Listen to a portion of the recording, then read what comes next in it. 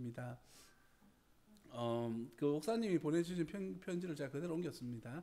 샬롬, 주님의 이름으로 은혜의 식탁 교제 나눔을 전합니다. 라고 이렇게 편지가 왔습니다.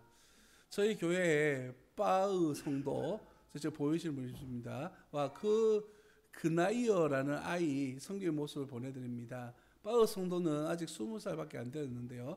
그리고 그 딸이 저기 안 켜져 있는 따님입니다. 남편은 노동일을 하고 있으며 일이 없을 때는 노는 그런 경우가 더 많다고 합니다.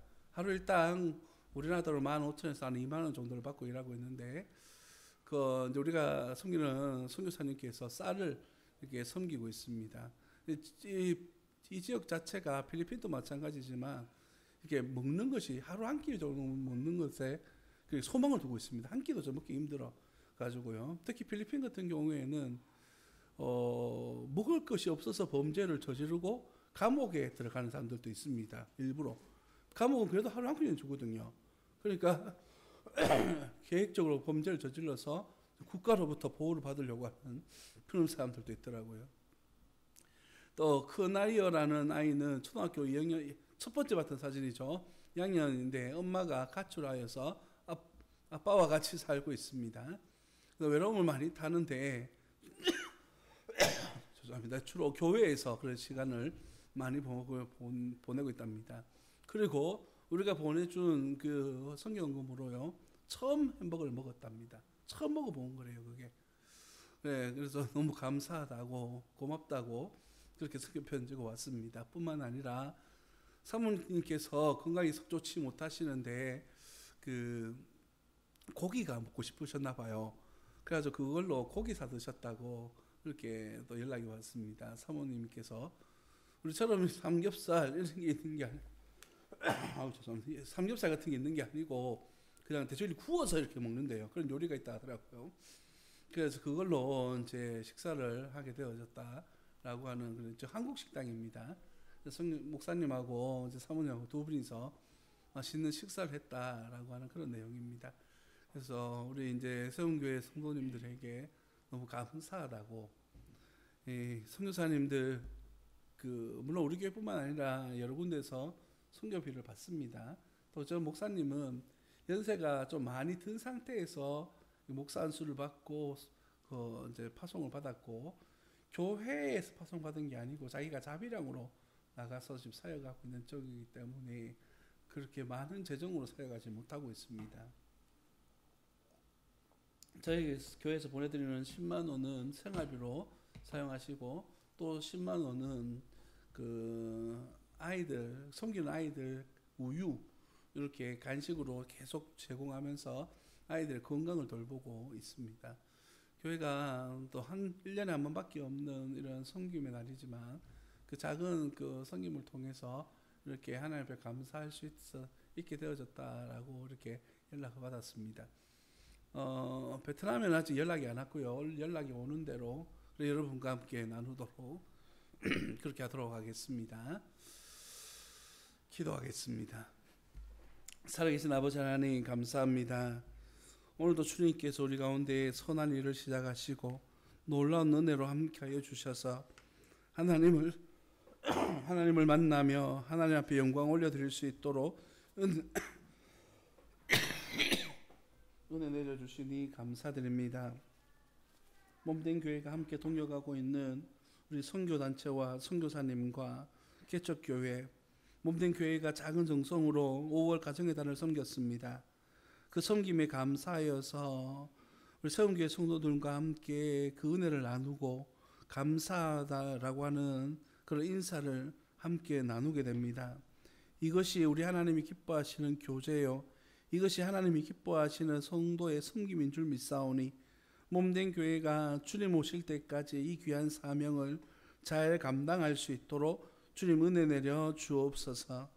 오늘도 주님께 빈손으로 나오지 아니하고 주일의 예물을 구별하여 드리는 사랑하는 손길들 위에 은혜와 복으로 채워주시고, 하나님 그 가정에 하나님의 놀라운 복을 누리게 하시며 잘되고 형통한 복을 누릴 수 있도록 인도하여 주옵소서. 감사의 제목을 따라 주님 앞에 감사 예물을 드리는 목사와 또한 서울의 김태현 집사님, 또한 김미영 집사님, 박진희 권사님, 신유찬 친구와 전옥 집사님, 아버지 하나님, 주님 앞에 감사할 제목을 따라 귀하고 복되게 예물을 드리오니 아버지 하나님 기쁘게 받아주시고 주님 나라 주님 영광 위하여서 아름답게 쓰일 수 있도록 도와주시며 우리의 삶 속에 더 많은 감사의 제목들이 넘쳐날 수 있도록 주님께서 복의 복을 다하여 주옵소서. 또한 생활의 11조로 하늘 앞에 영광 올려드리는 대구에서 정연희 집사님과 또한 대구에서 박대원 권영숙 권사님 가정에서 목사가 주님 앞에 11조 예물을 올려드립니다. 대구에서 김봉희 상태의 권사님 가정에서 11조 예물을 드리며 또한 박정수 사모님께서 11조 예물을 드렸습니다. 또한 유윤경 집사님 생활에 11조를 하나님 앞에 드렸습니다. 모든 것이 하나님의 것이며 하나님의 은혜 가운데 우리가 하루하루를 살아가고 있음에 감사하여서 주님 앞에 11조 예물을 드려오니 아버지 하나님 귀한 예물 하나님 나라 하나님의 영광을 위하여서 아름답게 쓰일 수 있도록 주님께서 복 내려주시고 아버지 하나님 나라 복음을 증거하는 데에 귀한 예물로 쓰일 수 있도록 우리 주님 인도하여 주옵소서. 영혼을 살리고 복음을 증거하며 다음 세대를 세워가는 주님의 몸된 교회가 되어줄 수 있도록 은혜와 사랑으로 함께하여 주옵소서. 몸된 교회가 함께 동역하여 섬기는 세 군의 선교단체와 세 분의 선교사님과 두 군데 개척교회를 위하여서 귀한 성교 예물을 드립니다. 김하은 친구와 유윤경 집사님께서 성교 예물을 드렸습니다. 아버지 하나님 기억하여 주시고 하나님의 놀라운 역사가 나타날 수 있도록 인도하여 주옵소서. 거룩하신 예수님 이름으로 감사하며 기도드립니다. 아멘. 성경 말씀을 함께 봅니다. 여호수아서 6장 1절로부터 11절 말씀입니다.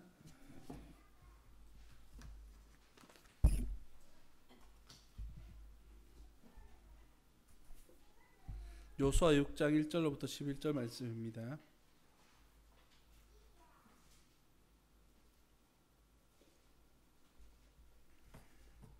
제가 먼저 6장 1절을 읽습니다. 이스라엘 자손들로 말미암아 여리고는 굳게 닫혔고 출입하는 자가 없더라.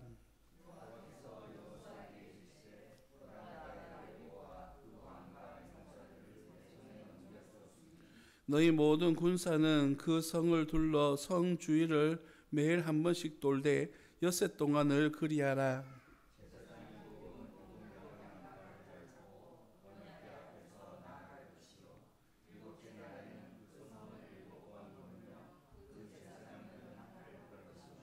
제사장들이 양각 나팔을 길게 불어 그 나팔 소리가 너희에게 들릴 때에는 백성은 다 큰 소리로 외쳐 부를 것이라. 그리하면 그 성벽이 무너져 내리니 백성은 각기 앞으로 올라갈지니라 하시매.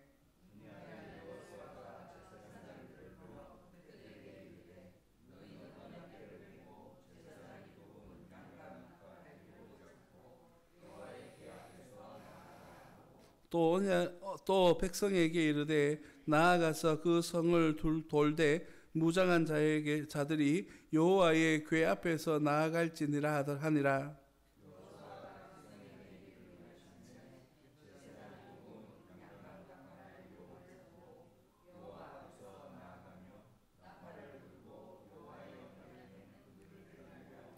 그 무장한 자들은 나팔 부는 제사장들 앞에서 행진하며 후군은 궤 뒤를 따르고 제사장들은 나팔을 불며 행진하더라.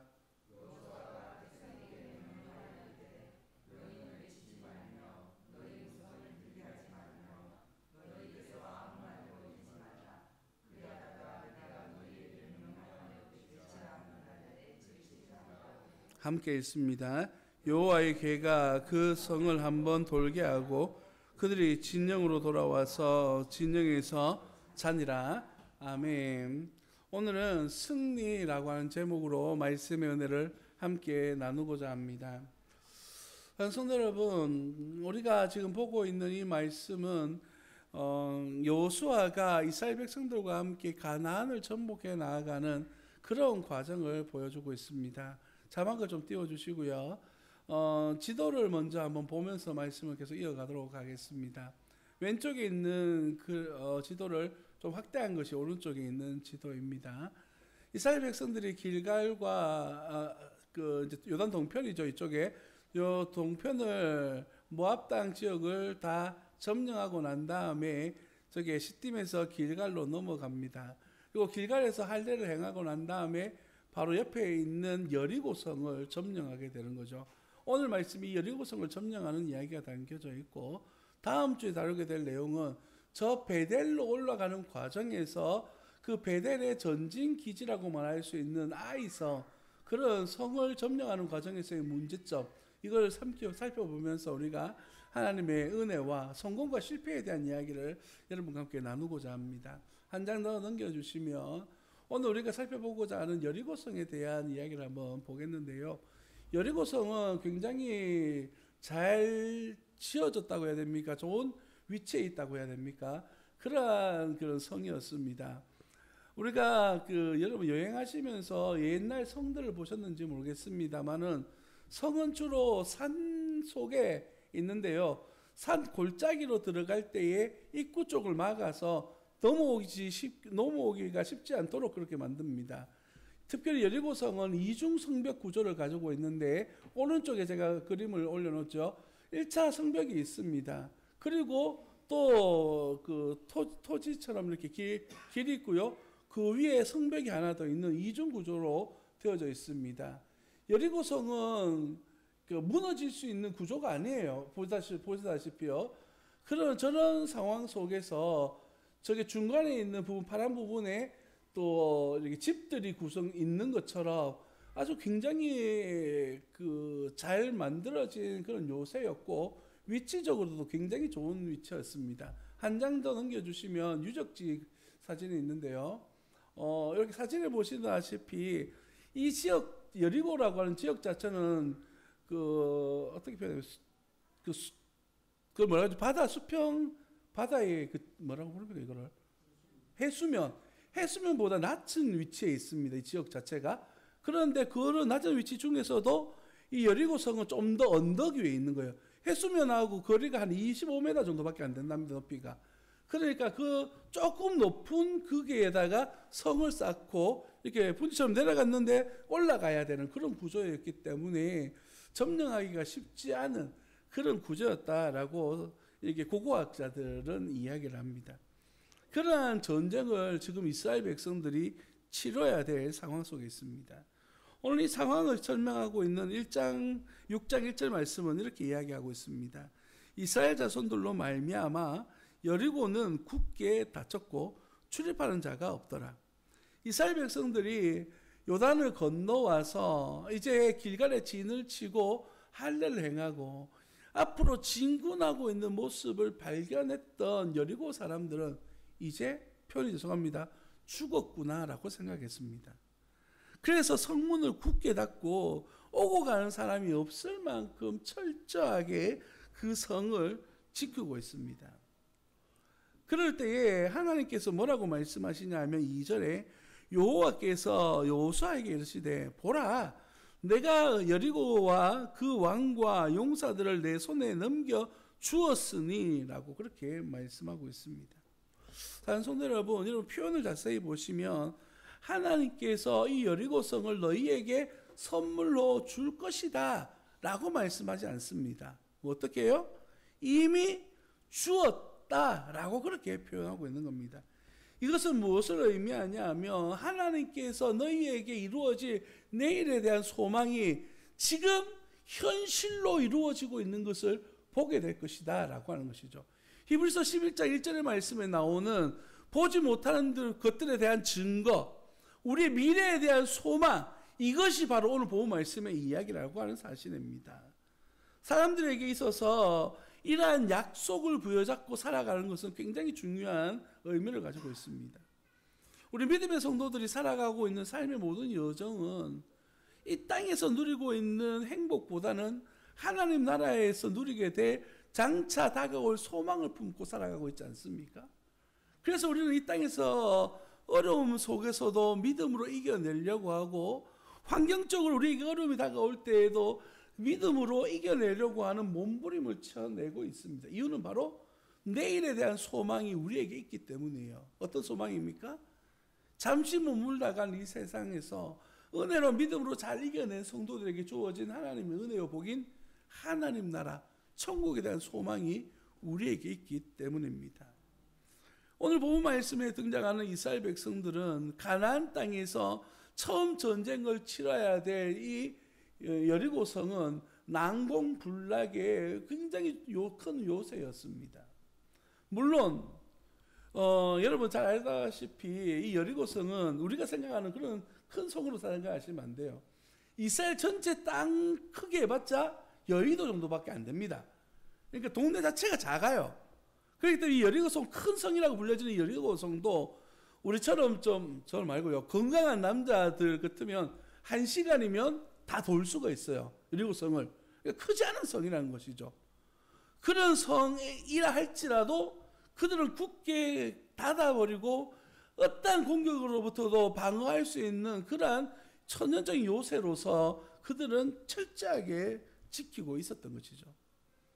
그러한 그들 가운데에 이스라엘 백성들을 향한 하나님의 마음은 저들의 그 견고함이나 세상적 견고함 속에 물들지 말고 거기에 당황하지 말고 무엇을 의지하라고요?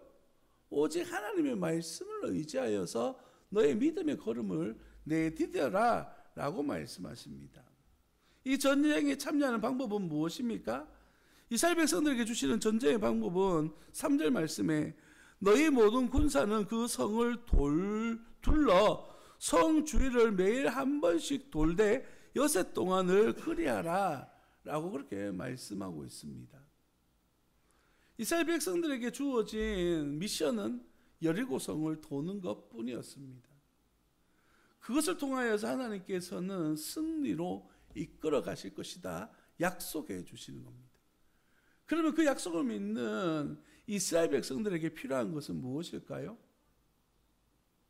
하나님의 약속의 말씀이 전달되어졌으니까 그 약속의 말씀을 듣는 이스라엘 백성들에게 필요한 것은 오직 믿음이고 순종인 것이죠.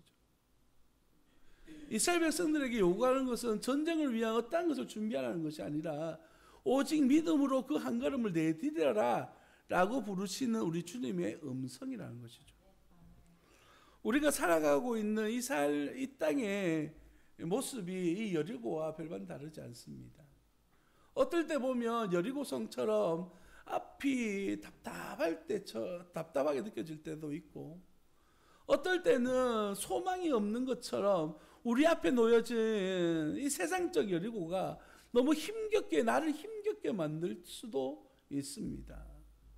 이러한 영적 전쟁 가운데 우리에게 유일한 소망은 오직 하나님 앞에 엎드리는 것밖에 없는 것이죠. 세상에 많은 사람들은 이러한 영적 문제들을 해결하기 위해서 여러 가지 방법들을 사용합니다. 과거에는 나름대로 종교 생활이라든지 어떤 주변에 많은 사람들을 동원해서 문제들을 해결하는 그런 방법들이 많이 동원되어졌는데 최근에는 모양들이 조금 달라지고 회피 쪽으로 나타나는데요. 술과 마약과 이렇게 포기해버리는 이런 모습들이 요즘 현대 사회 가운데 나타나고 있어요. 여러분 여기에 중고등학생들이 몇 명 있습니다만은 학생들 지도해 보면 과거에는 야 이렇게 살아서 되겠나 좀 힘 좀 내 이러면 뭐라 하면 있잖아요. 뭔가 하려고 하는 노력을 보여줬어요. 요즘 아이들은 안 그렇습니다. 작년까지 제가 상담회를 했는데요. 연초에 상담하는 아이들의 대부분 아이들이 고민이 뭐냐면 학교를 그만둘까 말까에 대한 고민이에요. 이유도 다양합니다. 제가 작년에 상담했던 애들 2명이 자퇴를 했는데요. 첫 번째 학생은 집이랑 학교랑 멀다는 거예요. 이 친구는 안동의 집인데 이제 그 학교들 넣었는데 이제 잘 안 됐나 봐요. 그래서 예천에 있는 고등학교에 진학을 했습니다. 그러니까 한 일주일 학교 왔다 갔다 해보니까 자기 힘든 거예요. 도저히 더 못 다니겠다는 거죠. 그래서 학교를 포기해버렸습니다. 저하고 상담 한 번 받고 그 다음에 그냥 그 상담도 포기하고 학교도 포기해버렸습니다. 또 한 친구는 이제 학교 다니면서 좀 좋지 못한 친구들을 사귀게 됐어요. 그래서 폭력에 노출이 돼가지고 더 이상 다닐 수 없다. 이래서 학교를 그만둔 친구였습니다. 문제가 다가올 때에 해결하고자 하는 노력들을 해야 되는데 요즘에 많은 사람들은 그걸 그렇게 하지 않으려고 합니다. 그래서 요즘 우리 이제 믿음의 성도들 사이에서도 굉장히 문제시 되어지는 약물 문제들, 특별히 다음 세대 자녀들, 우리가 정말 기도해야 될 이유 중에 하나가 여기에 있습니다. 쉽게 접할 수 있는 약물들도 너무 많고, 또 뉴스에도 잘 나왔는 것처럼 본인도 모르게 그것을 접하는 경우들도 많이 생긴대요. 우리는 깨어 기도할 수 있는 하나님의 사람들이 되어지기를 예수님 이름으로 축복합니다. 우리 주님께서 요구하시는 것은 무엇이냐 하면 믿음으로 주님을 의지하기를 원하십니다. 말씀을 붙들고 그 모든 문제와 환경을 이겨내기를 원하시는 거예요.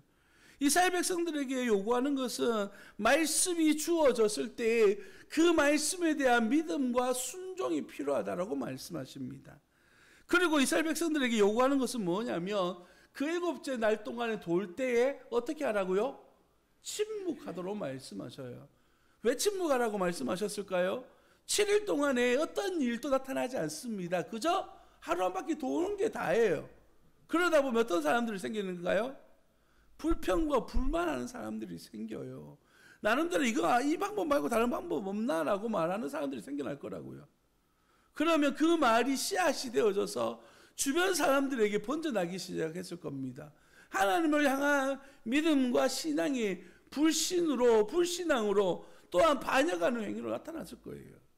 그러한 역사가 바로 이 세대 앞서 있었던 40년 동안 광야 세대의 이야기들이었습니다.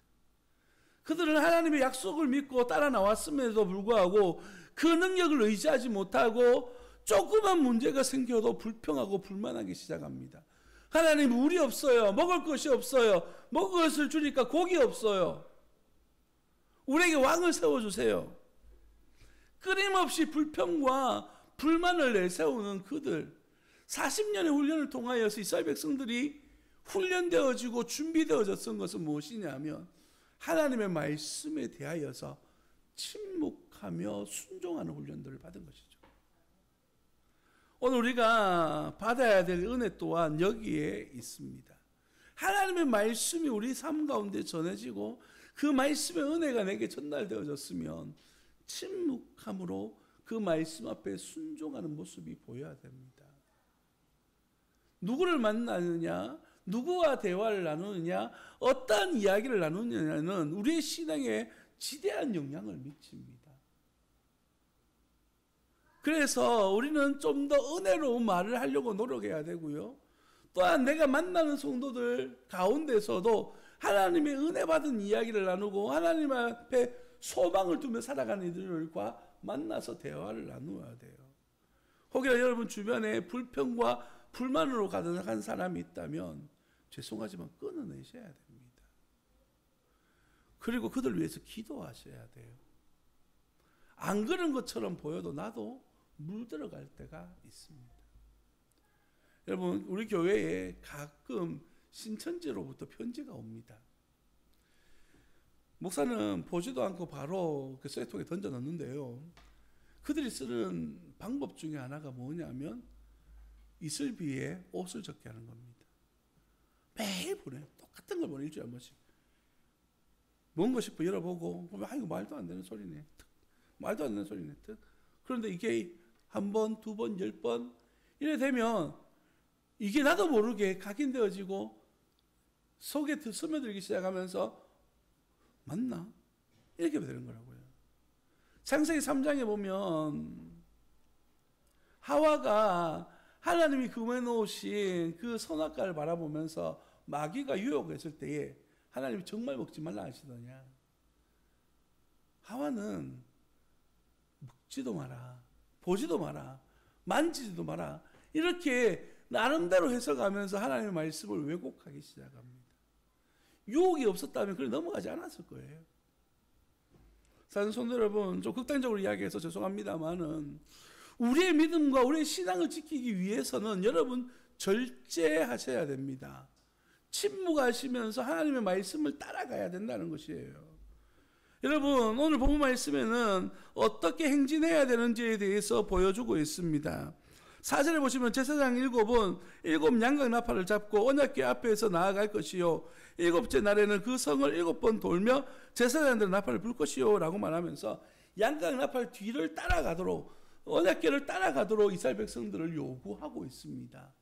마치 오리가 어미 오리를 따라가는 모습을 보여주는 것처럼 보여요. 성경적으로 말하자면 목자의 뒤를 따라가는 양떼들처럼 그 언약궤를 따라가도록 요구하고 있습니다. 무엇일까요? 하나님을 바라보고만 가라라는 것이에요.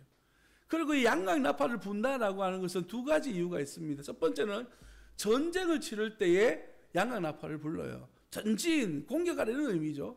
그리고 또 한 번 사용하는 게 언제냐면 예배 드릴 때에, 하나님 앞에 예배 드릴 때 양각 나팔을 붑니다. 다시 말해서 이 양각 나팔을 잡고 불면서 가라라고 말씀하시는 것은 하나님께서 주시는 이 예배의 방법으로 이 영적 전쟁을 치루라라고 말씀하시는 것입니다. 영적 전쟁은요, 우리의 힘과 능력으로 하는 것이 아니라 하나님께서 주시는 은혜로 감당하는 것이에요. 우리가 이 세상을 이길 수 있는 유일한 방법은 이렇게 하나님을 의지하여 나아가는 방법밖에 없는 것이죠. 그래서 하나님의 말씀에 순종하면서 오늘 또 한 걸음 더 내딛는 그 모습을 통하여서 하나님의 역사를 경험하게 되는 겁니다. 오늘 이스라엘 백성들은 여호수아가 한 말에 대하여서 즉각적으로 반응합니다. 8절에 보시면 여호수아가 백성에게 이르기를 마침에 제사장 7은 양각 나팔을 7을 잡고 여호와 앞에서 나아가며 나팔을 불고 여호와의 언약궤는 그 뒤를 따르며 라고 말합니다. 명령이 주어지니까 바로 순종하는 거예요. 창세기 22장 말씀에는 하나님께서 아브라함을 부르시고 그 이상 그 아들 이삭을 바치라고 하는 명령이 주어집니다. 그때 아브라함은 어떻게 반응합니까? 아침에 일찍 일어나서 아이와 함께 제사들 지내러 3일의 길을 걸어가요. 하나님의 약속의 말씀 우리에게 전달되어졌을 때 고민하고 또한 미루는 것이 아니라 우리는 즉각적으로 반응하는 모습들이 필요합니다. 이것이 바로 하나님께서 우리에게 주시는 은혜요, 우리의 믿음의 자세가 되어져야 될 줄 믿습니다.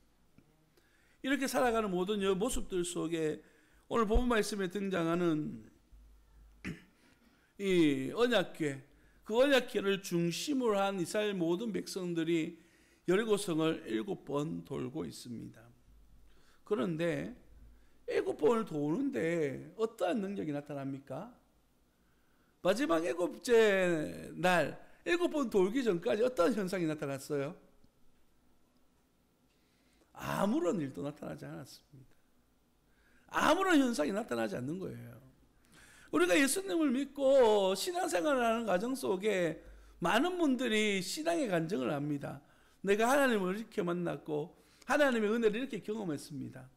그런데 대다수의 믿음의 성도들은요, 이러한 영적 체험이 있을까요, 없을까요? 없어요.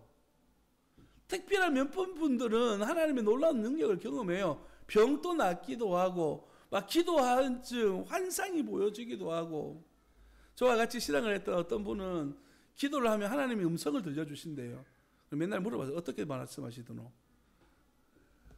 각자 나름대로 하나님 받는 음성의 방법들은 다 다릅니다만은 체험하는 것도 다 다르거든요. 그런데 저 사람이 이런 체험을 했기 때문에 나도 이런 체험을 했으면 좋겠다 라고 생각할 필요가 있을까요, 없을까요?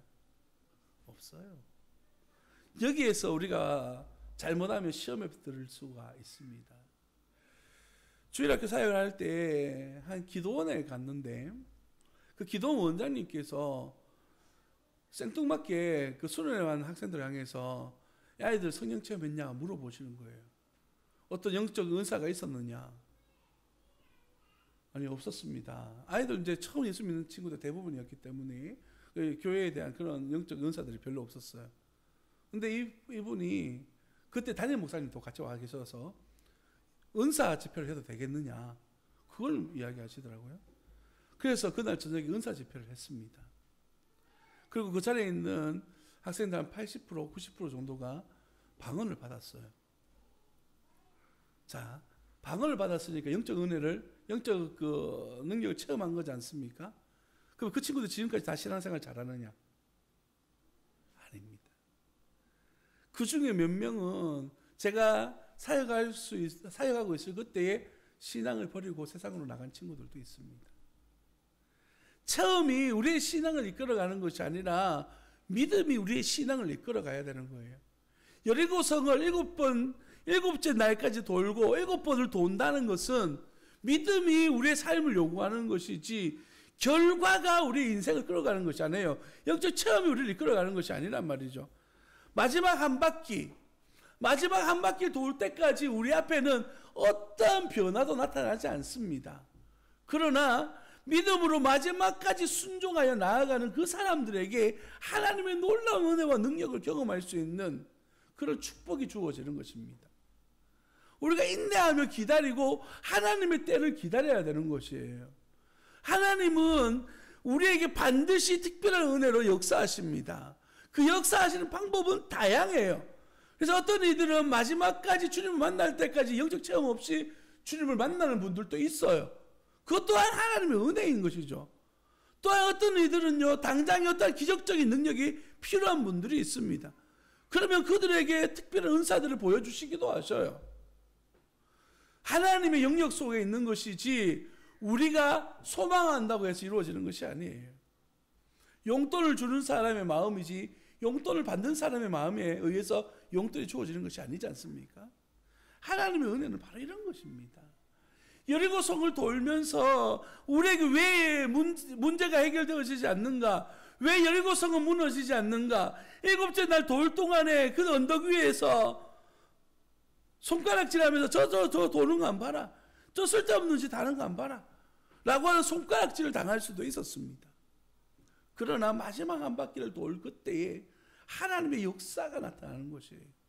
여리고성은 무너지고 하나님의 은혜와 능력으로 그 여리고성을 점령하는 놀라운 하나님의 은혜를 경험하게 되는 겁니다. 믿음으로 인내해야 될 이유가 여기에 있는 겁니다.